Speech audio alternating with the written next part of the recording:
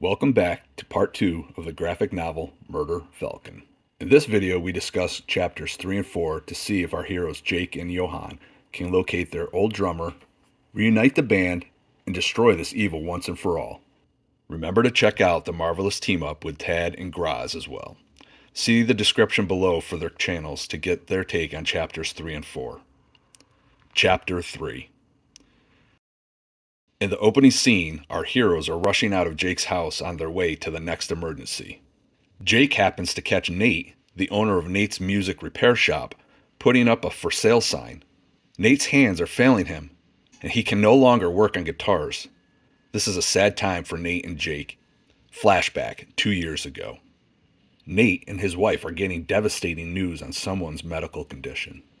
We are continuing to get a better understanding of Jake's depression. Oh no, Jake has just walked in on the band holding tryouts to replace him. It seems Jake has been a little distracted as of late. We learned there was a record label at the last gig to check them out, but Jake was no-show. It seems he has ruined their shot at the big times. We also learn how Jake's anger issues came into play as he goes full Babe Ruth on the amp with his guitar.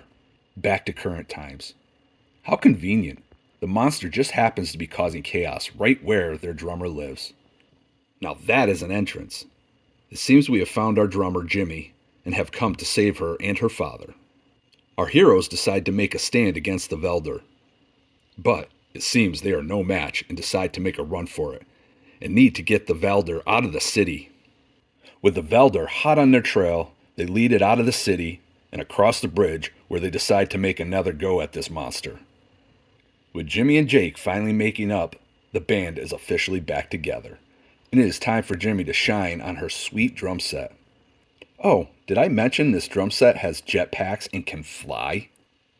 As Jimmy completely kills it on her drums, her beast starts to emerge. Ladies and gentlemen, let me introduce you, the Tamer of the Depth, Alexar, and the ending of the Veldar, victory. But wait. It seems Magnum Chaos has been keeping an eye on this the whole time. Or should I say eyes? It seems our evil leader has had enough. Please join me for Chapter 4 to see what happens next. Chapter 4. Here we see into the past where Jake removes his wedding ring and tosses it into the lake. Why would he do such a thing? So our heroes are back at their favorite dive, celebrating their most recent victory. But are you serious? Can our heroes get just 1 minute of peace? It seems not. So off they go to the next danger that awaits them.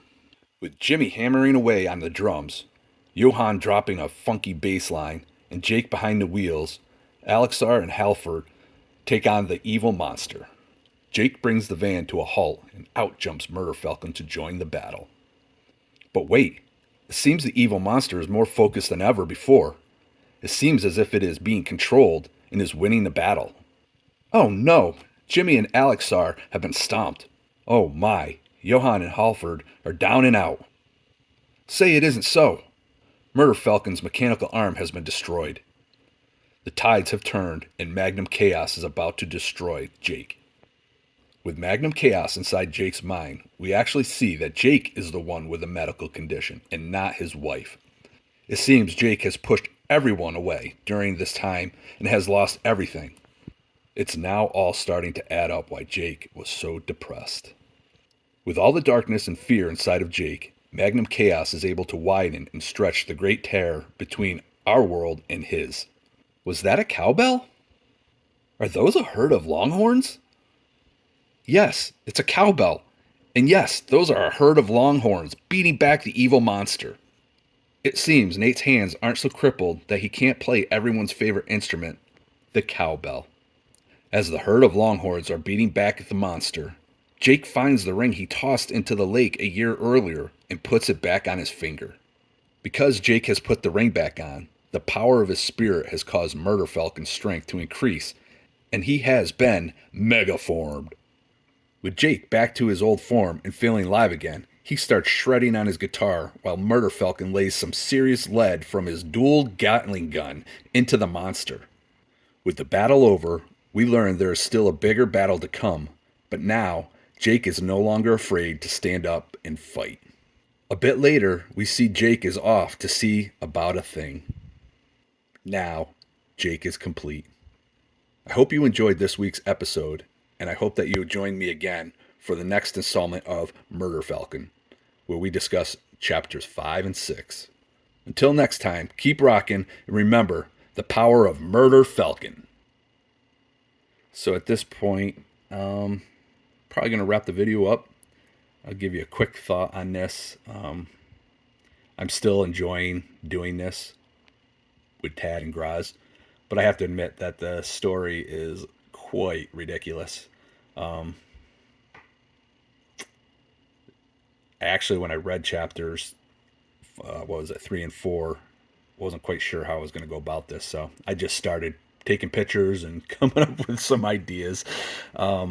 We'll see what happens with chapter 5 and 6, but I'm enjoying this for what it is. But if this was an actual like read for me, I think I would be let down at this point as far as the silliness. But again, this is my first go at a graphic novel, so maybe this is how these are. I have a feeling that there's probably other things out there that I would actually enjoy more. But hey, I'm still having a blast, and we will be back next week. No, in 2 weeks. I'm sorry, for chapters 5 and 6. And if you are interested in this, please go check out Tad and Grozz's channels.